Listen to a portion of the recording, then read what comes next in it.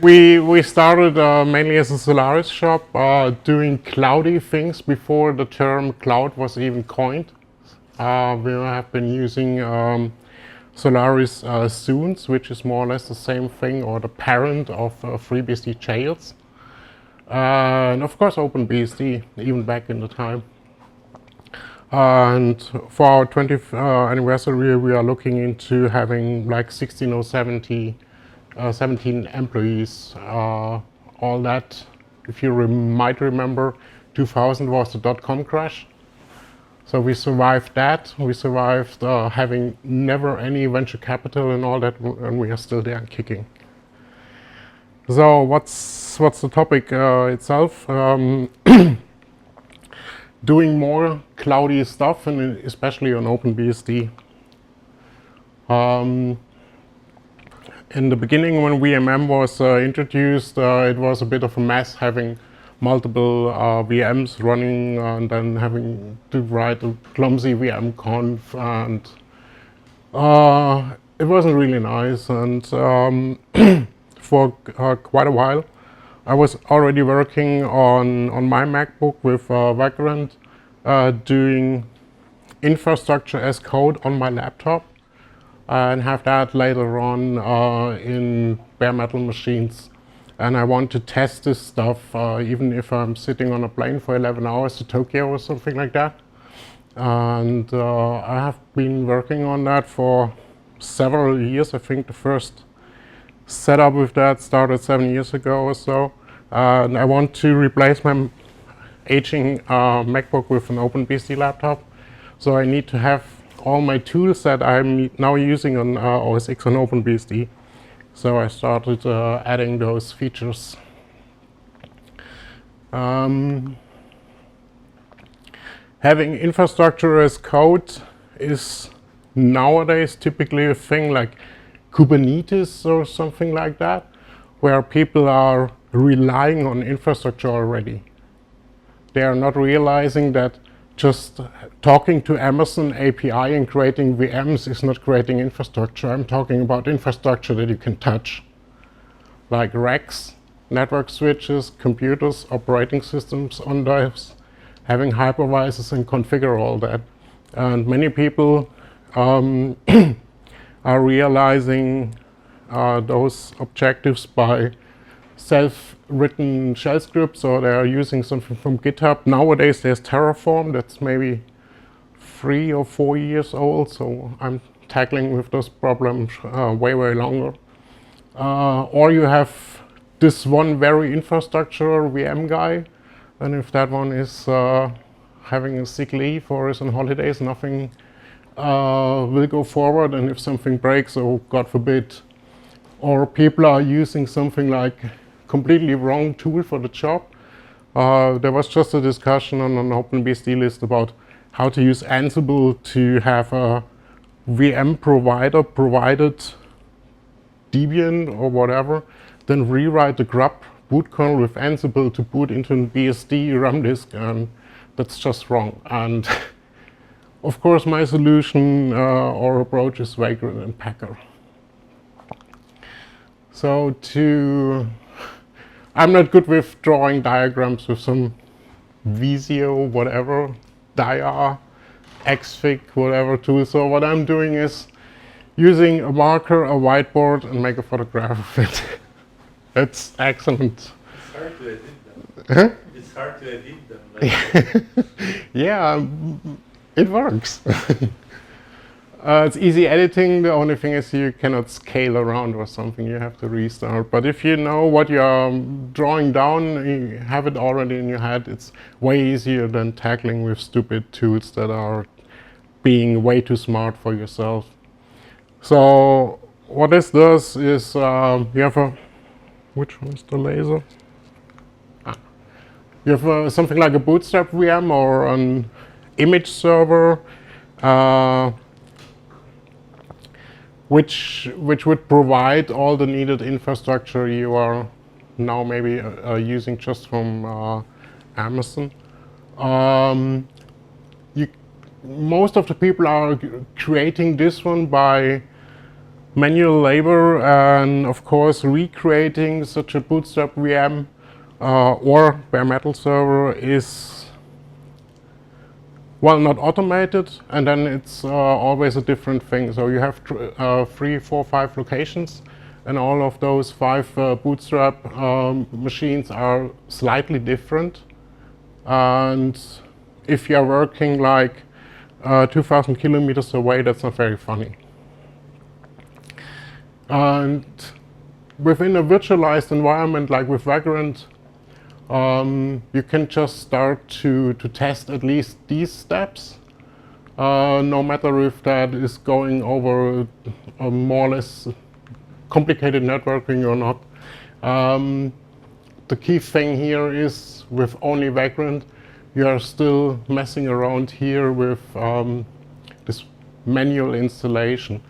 The other advantage from Vagrant is that it's a bit difficult to read. It's better on the original slides. It's on GitHub already. It can be OS X, Linux, OpenBSD VMM nowadays, and it doesn't make a difference. The box inside will always be the exactly same thing.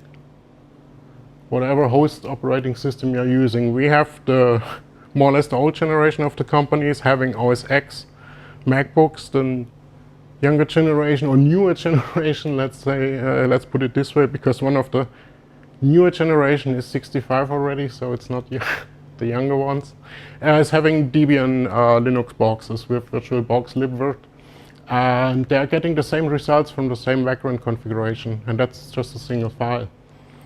And I said these setups are making it possible to test certain steps like this installation or this installation method while being completely offline, because your box within to test is not a data center or network perimeter, but just your Vagrant environment.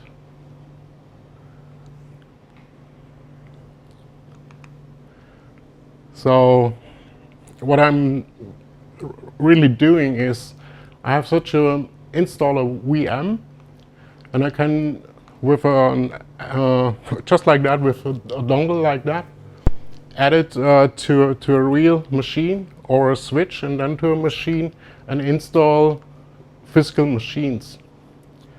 I have put this stat forward that such a bootstrap VM can install a real bootstrap bare metal machine, and they are identical afterwards, but it's not cloning, it's really installing it. And then I can even take the next laptop and let's recreate that VM from this install server. And it's not cloning, it's really installing this thing, but it's reproducible.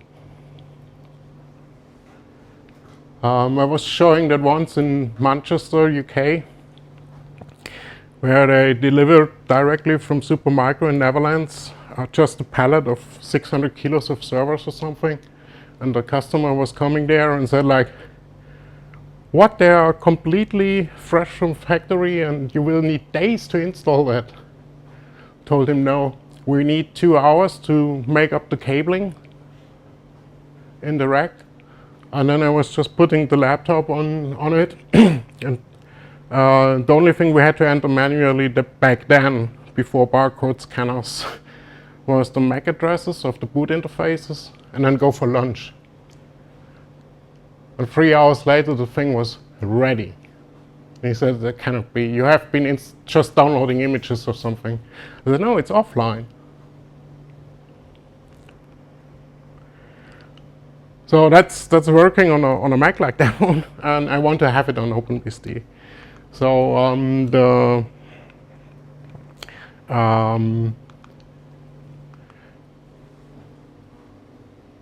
OpenBSD comes for virtualization with these components, like the VMM for the kernel side, VMD on the userland to interact with the kernel, VMCTL to have an actual administrative interface, or also VM.conf, which is read by VMCTL, and VMD to persist that.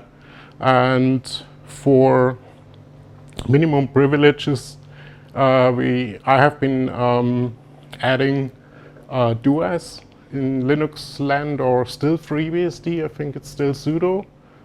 So that's more or less the same thing, but for some years now, OpenBSD tries that each build segment is using the least privilege even possible or thinkable of. And I don't want to run in the other direction, then well, people will chase me. So, oops. Back to Vagrant. Vagrant is written in Ruby, so that's quite portable already, and I just found out that there is a Go binary as a CLI wrapper around it, which is not within the original distribution. You have to pick it up somewhere else, but well, anyway. The nice thing is this core loader is just more or less collecting all the Ruby gems that are defined in certain paths, which are compiled into that Go binary. And then everything else is plugins that you can just load into it, into Vagrant. And the difference here is like you have a host and a guest. That's the typical thing in Cloud Speech as well. And they have so-called capabilities you have to implement if you are writing a Vagrant plugin to support a new host or a new guest. And the so-called box is the resulting or the used image, where when you have a VMDK or something, then you just add metadata and Tachi set it and name it .box, and then Vagrant will be able to consume it. There's a second page. Yeah. The provider is actually the hypervisor. So the host is the host itself. Oops. Only the host itself, like, so it can run VMware or VirtualBox, but as a provider, there the actually capabilities of those of that hypervisor have to be implemented or wrapped around, because the Ruby gems are more or less not doing much more than, in the example of VirtualBox, calling 100 times vbox manage. But that's still way better than having a YouTube video how to set up a VM. Because I have had that 3 or 4 years ago at a tutorial with 6 or 7 people. I was an attendee, not a teacher, and it was a YouTube video about 7 or 8 minutes how to click in the VirtualBox manager, and 6 people had 6 different results in the end, of course. On Vagrant, you just distribute 20 lines of ASCII file, and everybody is having the same result, no matter if they're on OS X or Linux, and in the future on OpenBSD. The communicators are using usually SSH, or on the Windows universe, WinSSH or WinRM. Never heard of it, but that's it. And then you also can run a provisioner after the VM is coming up. So you have a default Debian whatever or FreeBSD box, and then this very instantiation of the VM can have run another shell, Ansible, chef scripting, whatever, to tailor the VM to fit. That's the Vagrant side. Oh, Vagrant networking is also having the communicator needs networking, of course, so that it's possible for Vagrant, which is running on the host, to log into the guest to, for example, run Ansible or something like that, or a shell script. You have to establish that one on the host side. Also a bridge networking, so that VMs that should talk to each other within the Vagrant universe, more or less, like on this picture, disconnection. Because the host is talking to each VM from the outside, but these three are internetworking between the VMs, and that has to be implemented independently. So this is not messing up with the typical SSH setup a Vagrant is using to talk from the host to the guest. And I'm still not sure if I'm implementing that over classical bridge or this newer stuff of routing domains, but that's going into a completely different rabbit hole. And I already told that post install, just run additional scripts. So this is really difficult to read. I will read out the key things. So that's just running Vagrant as a status. It says the machine state is not created yet. It knows it should have such a VM, but it's not created yet. Then it will Vagrant up this machine. So this is bringing up where it says it's cloning the VM image, bringing up the hypervisor with that image, setting some IP addresses, and then logging in with SSH where Vagrant is doing some interesting things. And then it's booted, and you can see here it's OpenBSD SFN HV for hypervisor. That's the host. And here it's just AMD 6.4 VM client. So it's working. And the complete configuration is that.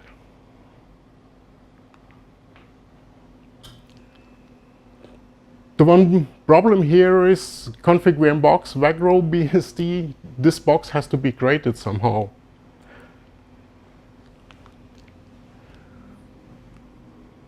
So that's the one thing. The next thing is it's nice to have this possibility to run Ansible or Chef to enrich this VM image. But if you are spinning up 20 images who are all pulling down KDE, for example, then it won't be very funny. So you want to expand your base image to something else. Vagrant has the possibility that if you're shutting down a customized machine, you can do a remastering, a reboxing of it, and then run from there. But that's only platform specific. It's difficult with multiple disks. And it's just reintroduction of not that reproducible builds or setups. You want to have that a bit different to be more efficient and to be more confident about your reproducible setup. And that's where Packer is coming in. But maybe questions so far?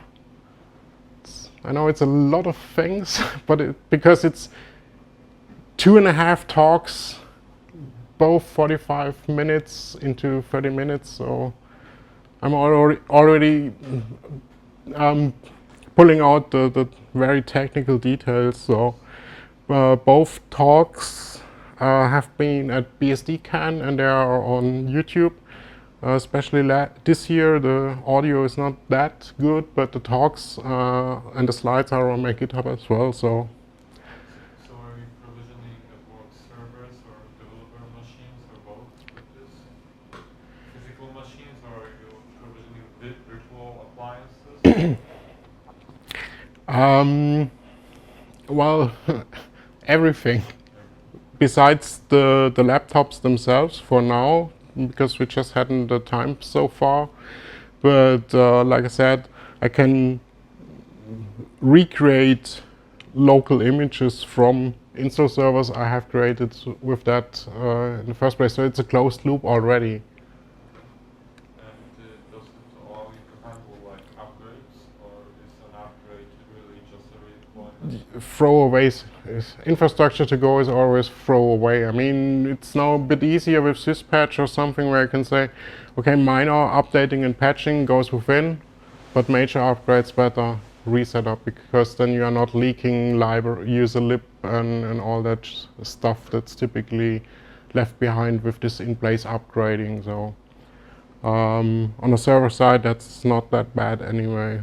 And just handle stuff like The, secrets. the problem with updating is you are always moving the target a bit.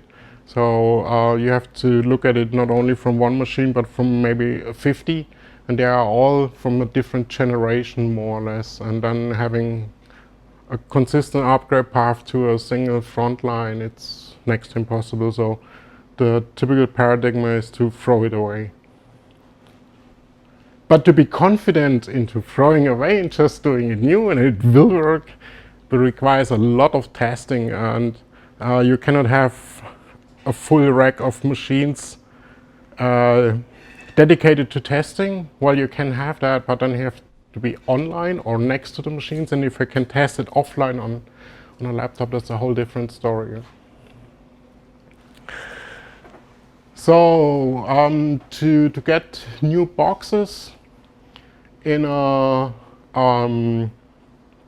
reproducible way, and especially on different platforms with the single source configuration, that's just the thing with Packer. So you are writing a single configuration, and you then can create images for VMM, for VirtualBox, for Amazon, for whatever. I will have a list there.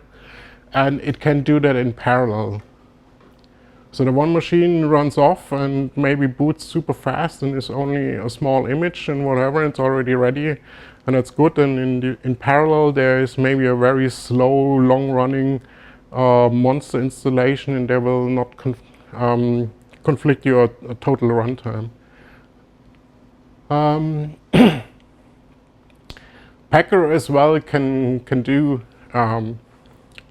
additional installations with Puppet and Chef, so it's really completely including your workflow. That's a very nice thing. Also to reduce VM spin-up times. So on a physical machine, I don't have that advantage.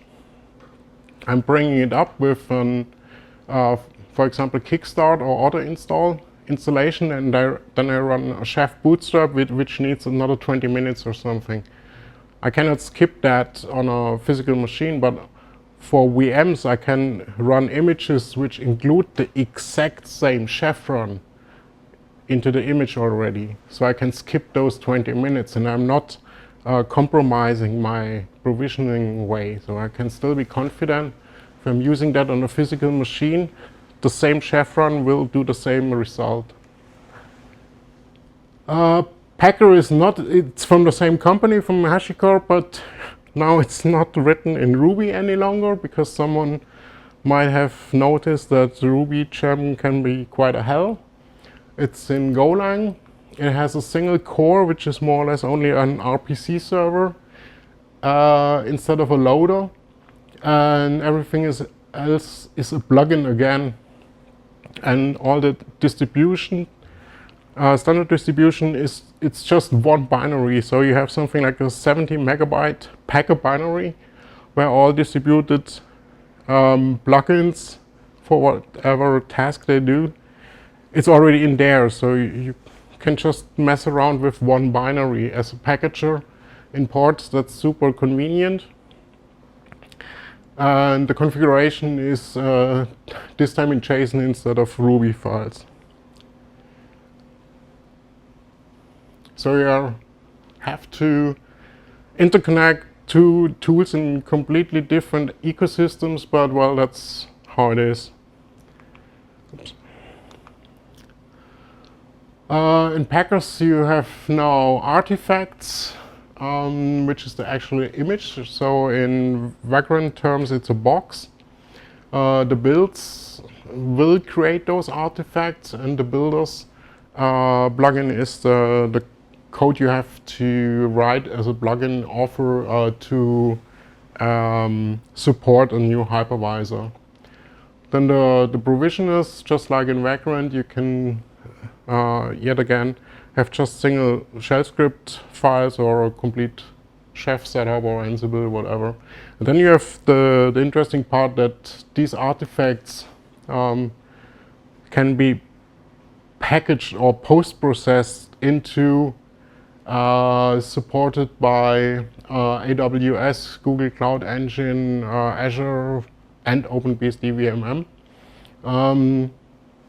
Since the image is usually or typically only created once, because 90% of those cloud images are basically just a raw disk image file or a QCOW file, and then it's some metadata for the cloud itself around it. So you build that image once, and or Packer does it, the builder does it, and the post-processors are caring about, okay, which cloud environment do you want to have? And then it will just do the needed things for having the support for those. And the templates is the configuration in this file, so it's not a VM image template or something like that.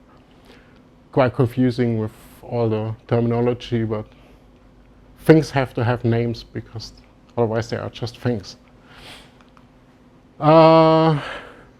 Supported clouds. It's quite a thing. Just earlier the month, we found out in Switzerland at the Hack for Clarus hackathon that OpenNebula isn't in here, so that's maybe next from someone else. And those are, though, in the default distribution, there are still plugins running around somewhere else. And you do it either in the same path where the Packer binaries or in .packer.d/plugins. So it's not reading plugins from path or something. That would be a nightmare security-wise. But it's still pretty easy for packaging. And provisioning for post-install, yeah, everything that's hip at the moment.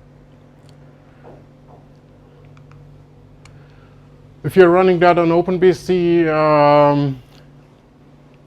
you have to do some stuff that you would have to do if you're doing that all manually. So it's here for reference. You have to do some NAT, that when the VM tries to reach out into the internet to download a package or something else on the net, you have to NAT the source domain.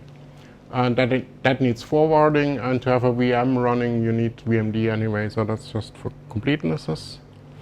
So a Packer configuration I was using for this demo is exactly that long, and there might be even some default, I don't know, it's all needed. So I'm not even downloading everything from the internet, I'm using a direct ISO support that has been added, so I can speed up here on this side as well, and I will only download from an internal web server that Packer creates on the fly this auto install conf file the OpenBSD installer needs. And do we have time for this one? Yeah,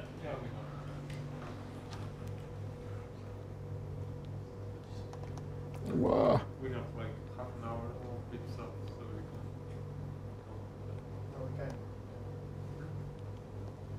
can.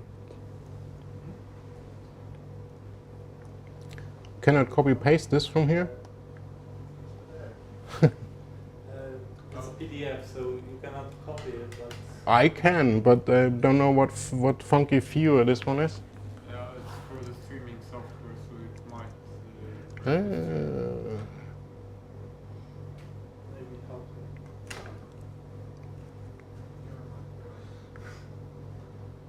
Yeah.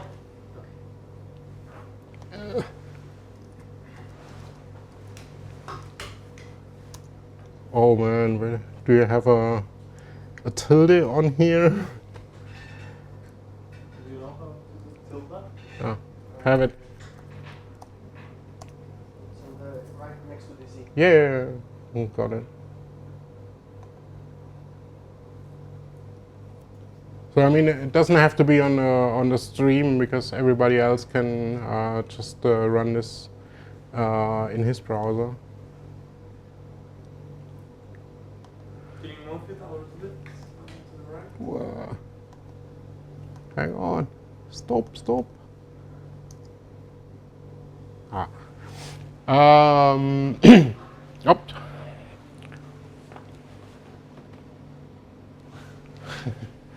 So that's just a HP microsystem, these little playground towers. That's HV011. What I have to do is to tail this VM name input.log beforehand, because typically you would connect to the serial console to read what's happening within the VM. But I'm already consuming the serial console to type into it from Packer. And a serial console can be connected only once, because the emulation is such historical correct. You cannot put two connectors into one plug. It's completely garbled. So I'm writing this log file from the same TTY catch I have for typing into it, and I have to tail it beforehand. So and then it's just Packer build and a JSON file.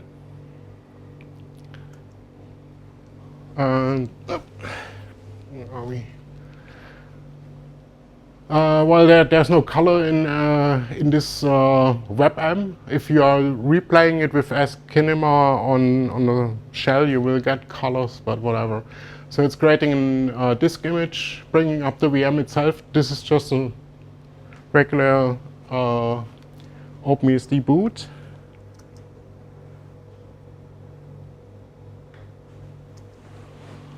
Oh man. You can see it here, maybe. It's a the root netboot MAC address.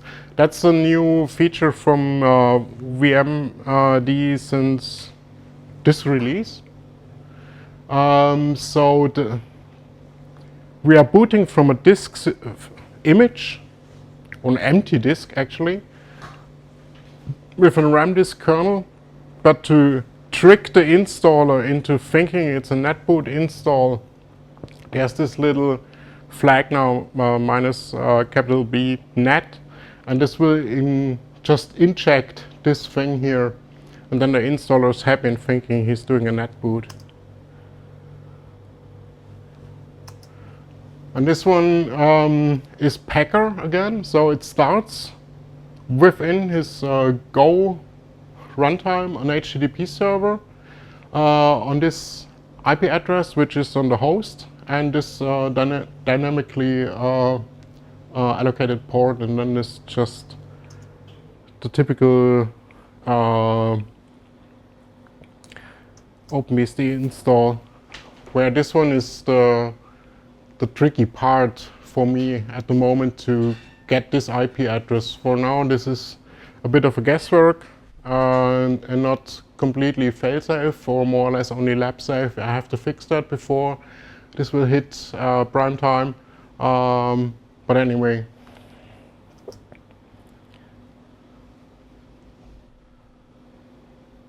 Formatting the disk, selecting the packages, and this is in this case it's coming from CDN OpenBSD org, this recording. I should have used the other one where it's coming from the ISO, but anyway, you can do both. So that's the other thing. And I don't know, can I do scroll this? Ha.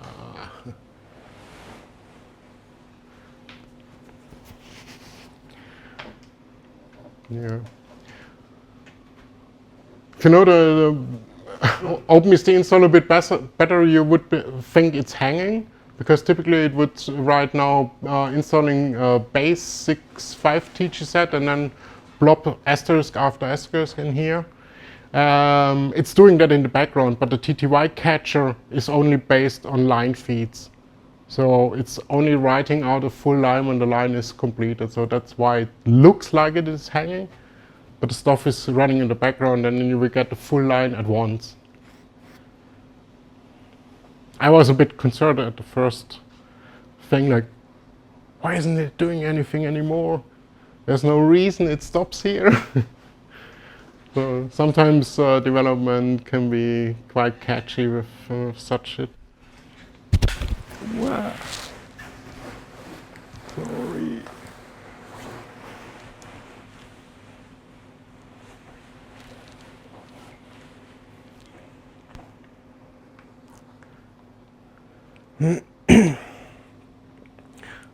I heard there's a tool to time-lapse these files. You can do it by hand, but it's super tedious, and I haven't found it yet. So you could compress the displayed timeline a bit. So you have seen it. It's printing it at once, and then it's going further. And that's the longest streak. I mean, it's 1 minute 38 sitting around here, and you're not getting any output, and that's sometimes over the typical user's attention span or patience or whatever. If you press Ctrl C, then, well, stuff will explode. Do you have Control T in OpenBSD?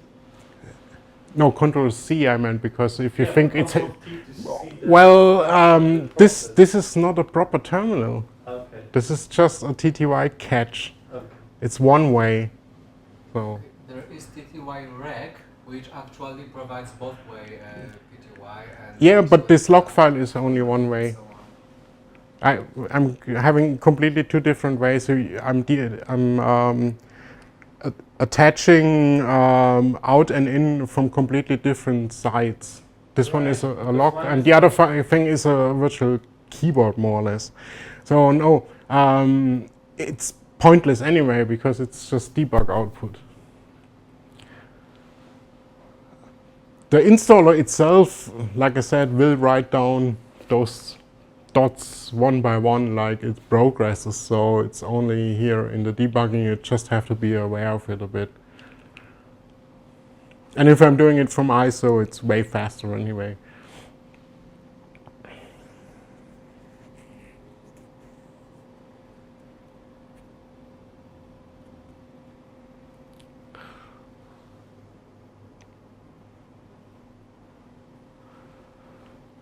So now the installer will try to reboot a VM with a non-existent, no longer, oh no, with a disk image. He doesn't know where it is anyway, because I haven't provided it in the first place. That's pretty funny. So the VM will just stop.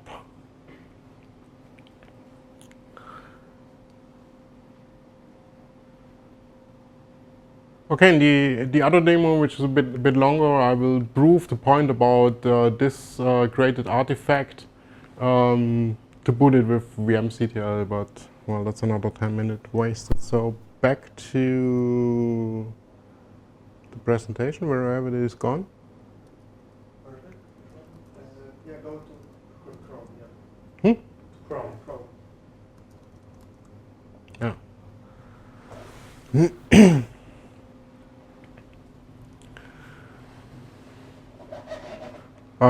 If you have Eskinima installed, you can also download the cast file and then just run it on the console. So that's for the demo. So what do we have already? We have this vmctl-b net that I have a fake netboot, because that solved a lot of initial chicken and egg problems I had. And this was done in winter at the Hack for Clarus hackathon. Claudio Jäcker came up with that. I have a Vagrant provider plugin that I can start with bundle for now, because I was completely misled about how this funky wrapper is actually working. So box support for disk install is ready. The host OS detection, which is needed, is done. A VM lifecycle for import, uphold, destroy, to just have one basic environment, so not for multiple VMs with internetworking, and the host to guest networking, of course. So Vagrant itself can SSH into the VM. Plugin Packer is a way a bit more complete already, because it's actually a bit easier. So the config reading the builder and the driver, which driver is more or less the component talking to vmctl and vmd, is ready. And so I have all plugin steps I need to create a useful image, like create a disk, run up the VM, boot it, and provide the auto-install infrastructure like that built-in HTTP server. Minus, starting on the bottom, this get tab IP address. So there's one address I need within the VM, which reflects the bridge, no, the tab interface. For now, that's a bit like, well, if you're booting a host and you are only running Packer, and then the tab address will be correct, but if there are other components trying to either configure tab interfaces or you're running up VMs from vm.conf. So for now it's guesswork about VM 1 has tab 0, VM 2 has tab 1, and if that assumption isn't there, it blows up. I have the code I need as a parser already written in awk, because I know that very well, and I have to transform that into Go. And then this one is done. That should be, well, whenever I have time for it, and then make a port out of it. In Vagrant, it's a bit more, way more work. That's networking VM to VM and then creating that Vagrant binary and then make that a package as well. But for hacking around with it, the components are there and they're all online. And if somebody wants to hack with it, be my guest. So code is on GitHub, as I said. Initially, the whole thing started in Switzerland, so this is that. And Grubernaut from Epic Games added the ISO and QCOW support for Packer. And that would be it, besides any more questions. So, did you have anyone else contacting you about using this? Not really. Everybody is like, wow, yeah, that's cool and all that. And by the way, like I said, there have been presentations. So this is more or less a merge from two presentations that have been like 40 minutes each. So if you are more interested, there's way more detail, and they are also in here because I have all presentations there. Now I have also started the project how I run my presenter VM, because I'm building my presentations in a VM and then pull the PDF out of it. That's a funky thing as well. So yeah, that's a very short rundown for quite a big project in altogether. So sorry about that, but okay. So questions?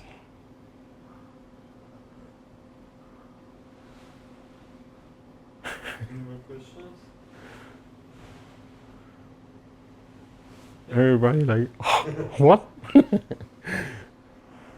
okay. Okay. Thank Whoops. you very much.